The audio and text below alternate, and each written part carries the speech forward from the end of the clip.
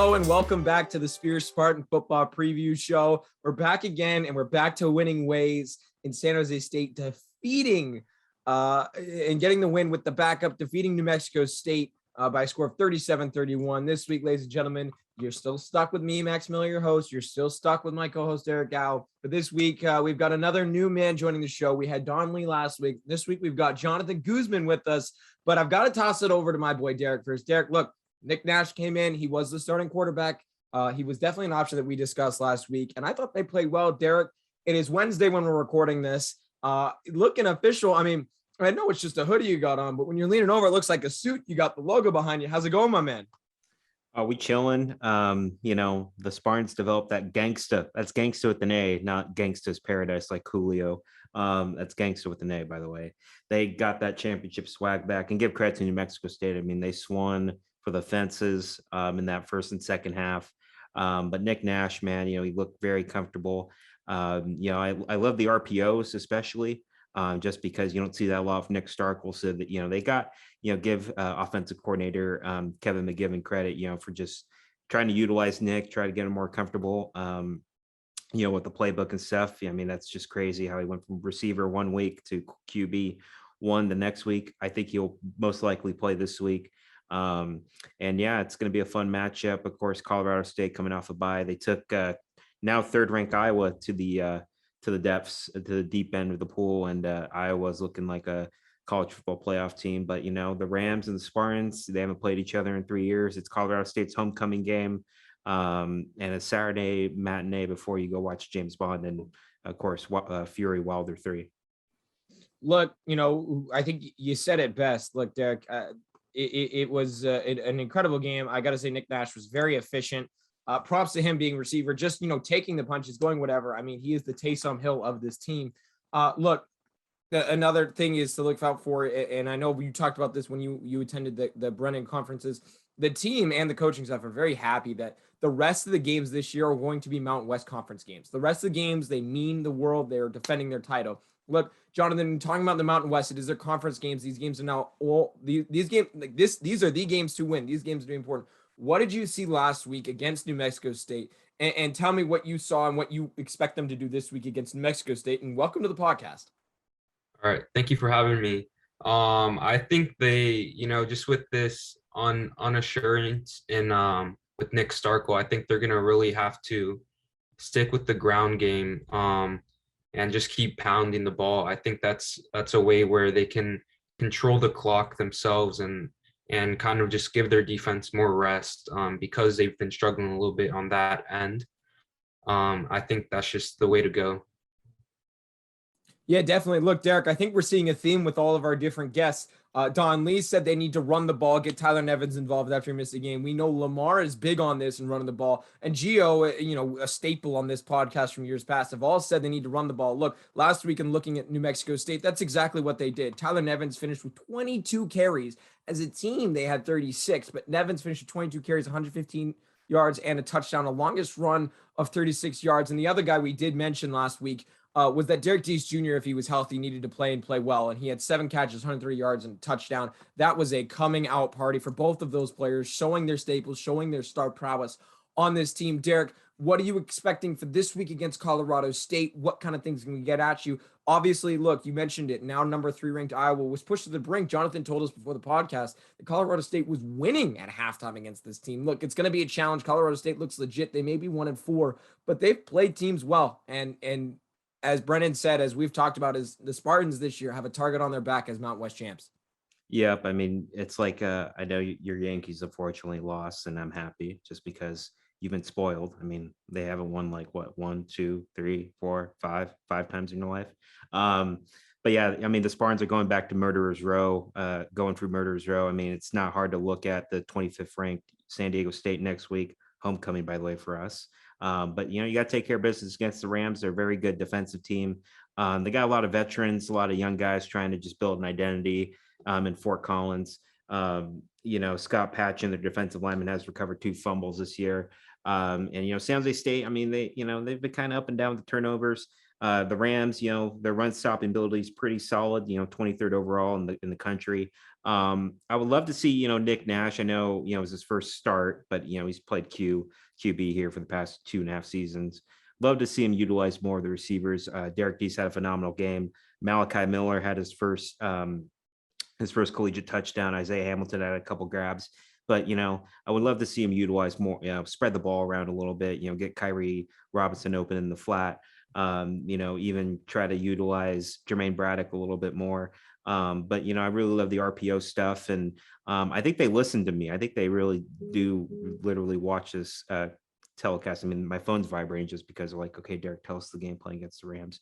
But listen, this is a 12:30 game, FS1, altitude, of course. So I would expect to see some quick drives from the Spartans. But, as long as they keep utilizing the RPO, and don't turn the ball over, I feel like this will be an easy win for them. But I mean, listen, Colorado State, they've been in all their games so far this year, besides their first one against South Dakota State. So they're going to come willing to play. They want a big time win against us, and obviously the official title defense begins this week in Fort Collins. Look, we know when this game, the Spartans' overall record is 3-2 on the season, but they're still undefeated in conference play. They had that one game against Hawaii where there was a lot of issues. There was obviously the targeting call, no Tyler Nevins, Derrick Deese leaving the game injured, and Nick Starkel struggling throughout that game. Maybe it was just the late night, what was going on. So they are still 1-0 technically in the Mountain West. In the Mountain West, but look, the way Fresno State's looking this year, Colorado State may be 1-4 on the season. And they do have a loss to San Diego State, who the Spartans do play next week. But look, they've been in almost every single game except for that South Dakota State game that you mentioned. Look, Jonathan, going into this game, whether they have Starkel or not, I think the biggest key that all three of us have mentioned is really just controlling play with the RPOs that Derrick mentions or running the ball that you mentioned before. Obviously, look, the defense that Colorado State, that the Rams are going to bring is going to be strong. Look, they're only allowing 24 points per game. Spartans are only scoring about 22 points per game. Yardage allowed is very similar, so these teams are playing well. But if you look at, the Rams are allowing just over 100 yards a game on the ground. Look, I think Nevins has really done a good job breaking through. Look, this game is going to be very close. I think the Rams are better than what their record is at 1-4. Jonathan, what are you expecting the Rams to do to attack maybe Nick Starkel or most likely probably Nick Nash in this offense? Yeah, I think they're just going to bring the pressure on. I think, if they could get to the quarterback, whoever it is, whether it's Nash or Starkel, they want to get into their head to kind of scare them. If it's Starkel, they want to get into his head, whether, like thinking about his injury, he doesn't want to re-injure himself again and potentially put himself off for more games in the season. Or if it's Nash, he hasn't handled this pressure at QB before, and I think that's something that they want to put onto him early and often in the game.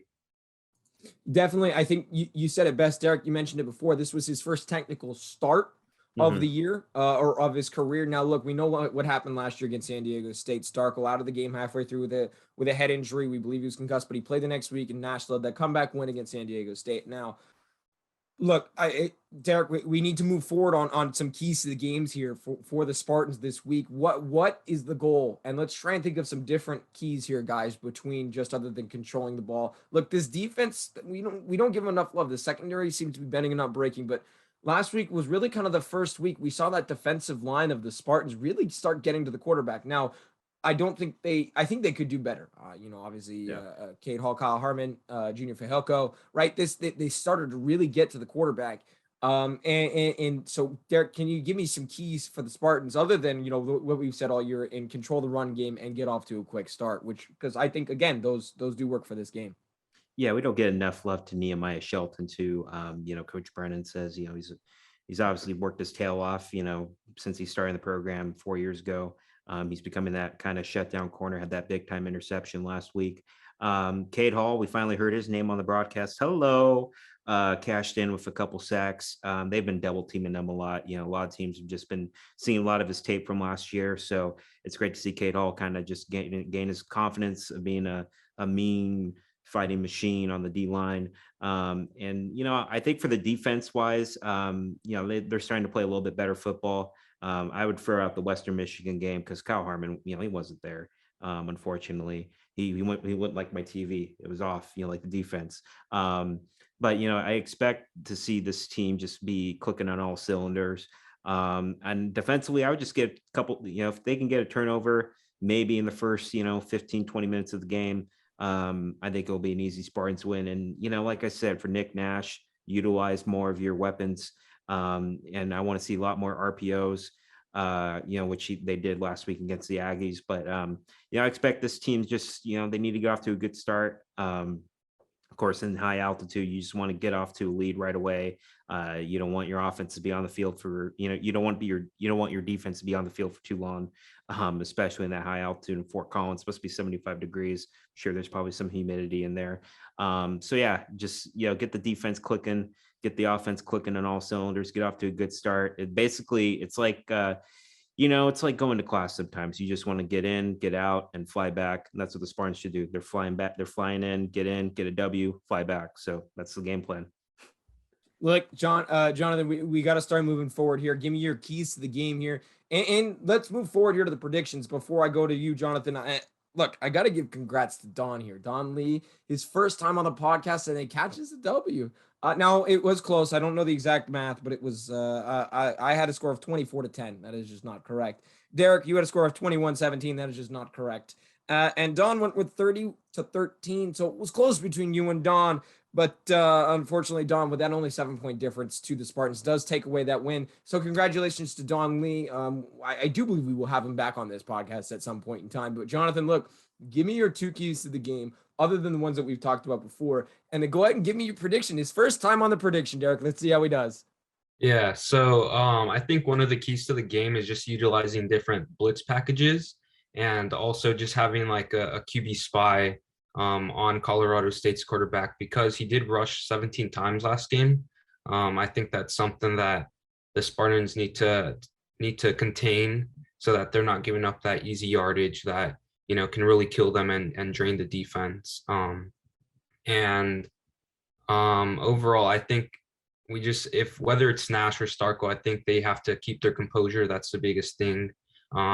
If they throw an interception or have some sort of turnover, I think they need to keep their composure. That's something that's really crucial to this game. And I would say my prediction, I have Colorado State winning 30-24. Wow. So he comes in to this podcast, the Spartan football preview show, and says they're going to lose. Look, ladies and gentlemen, I don't know what Derrick's going to say, but I know what I'm going to say here. Look, Derrick, let's shoot it over to you. Can you get dub number 3 on the year? Remember, ladies and gentlemen, last year he went over, and he's got 2 already this year. Derrick, what you got for me? Well, both my wins have come against when the Spartans lose, and I think I just know their season. You notice this background here; it's very calm. I mean, you got some of these jabroni advertisements and wanting me to pay extra for these subscriptions to HBO Max or whatever. But you notice the scenery is very calm. I expect the Spartans to have a very calm game because they're feeling good vibrations. That's a Beach Boys song. I bet you most of our millennial Gen Z viewers do not know. Go look it up, please. If you're watching on YouTube, you can multi-tab it. But I really like the Spartans. I feel like the Rams will take it to the Spartans a little bit in the first quarter, first 10, 15 minutes or so. But I see the Spartans just steamrolling defensively. They're going to be clicking on all cylinders. Offense, I expect a lot, probably like 2-3 rushing touchdowns from either, Nash combined with, Tyler Nevins. So I think it's going to be, I'll go 24-10. We'll see if Colorado State's offense can sync up. But like I said, get in, get out, and get ready for next Friday night. And by the way, games on FS1, not Fox Sports, FS1, 12:30. Look, Derrick, now that's bold. Look, I could be the tiebreaker here. Do I think Colorado State has a chance to win? Yes. Do I think they will? No. I'm with you, Derrick. I could see this really being a low-scoring affair in the first quarter, and that's about it. I think, Jonathan, you bring up a good point. You both brought up good points in the fact that the defense has really started, Derrick, you said they kind of unlocked the defense with Cade Hall, saying hello finally to the season. Obviously, I mentioned Junior Fejelko finally said hello during the season. He's been in and involved, but no quarterback hits really. And I think that quarterback spy plan and just throwing different blitz packages at him, I do believe San Jose State, I think they need to go in with that calm mentality and realize that they are better than these teams. I think they're coming in not necessarily scared, but more like what happens if we lose. They need to come in if we're going to win this game until proven differently. They like they did last week. They brought that gangsta with an A, Derrick, with an A, gangsta mentality. Excuse me. And I think they're going to walk away with a win here. Now, look, ladies and gentlemen, I hit the under again last week. Or no, sorry, I said under. It wasn't over. I do apologize. The over under on this one is 45. Look, this game is very close on paper, and according to the consensus pick, which was -2.5 in favor of Colorado State. Now, look, according to AccuWeather in Fort Collins, it's supposed to be about 70 degrees. Partly cloudy. It should be good weather. It's a 12:30 p.m. Pacific game, so just afternoon on FS1. That's 1:30 Mountain Time for any Colorado State listeners out there. But look, ladies and gentlemen, I'll stop delaying. My prediction here is similar to Derrick's, but I'm going to go ahead and go with 17-10 SJSU. I'm riding the under. I do believe it's going to be a close game, a little low scoring. I think both these teams are really going to do similar things and try to just get to the quarterback, shut down any big plays, try and simplify their offense, and really attack the quarterback defensively. Because look, like Jonathan mentioned, their quarterback can run, so can Nick Nash and Tyler Nevins. Look, I think Derrick Deese is due for another big game, but I'd like to see Isaiah Hamilton get more involved. But look, ladies and gentlemen, this has been another iteration of the Spears Spartan football preview show. One more time, Derrick, let me get where it's at, where you can find it, what's going on. Find it on YouTube. Of course, our social media. Jonathan has social media. We know he does. So he'll promote it. We'll promote it. I promote it on IG. And let's wish the best of luck to Mr. Max Miller, proud player of the San Jose State club hockey team. They are finally, ladies and gentlemen, like The Rock, finally, the Spartans are starting their season at UC of LA. So that should be fun this weekend. And I think their home openers next weekend. I'm sure. Yeah, it's going to be a busy week. If you have a car in San Jose, it's going to be Pack City. You got San Diego State and it's San Jose State football. And then you got hockey back-to-back nights. So get one of those lift bikes or, zip cars or flying Rocket Man. Just please, take some transit. By the way, it's going to be fun for you, Max. Good luck this weekend. And the Spartans, I think they're going to get it done 12:30 PST on FS1. Derrick, I appreciate the kind words here for the hockey team this weekend. We leave Friday morning, 6 a.m. This podcast will be up on Friday afternoon. I believe I'm going to have it scheduled to upload tomorrow, and that is Thursday the 7th, ladies and gentlemen. I'm still here. We're still getting this thing done. Jonathan Guzman, thank you so much for joining us. Please follow our socials at The Spear SJSU on Twitter, thespearsjsu.com, and please check out our Facebook, The Spear SJSU. Look, our Twitter handles will be on there. Derrick, check out his social medias. My social medias here, SJSU Max Miller. Look, ladies and gentlemen, this has been another iteration of the Spear Spartan football preview show. And this week, San Jose State taking on Colorado State in a heated matchup in the start of a big conference play run. For ladies and gentlemen, for Derrick Gow and Jonathan Guzman, my name is Max Miller. Spartans taking on Colorado State Rams this weekend. Check it out on FS1.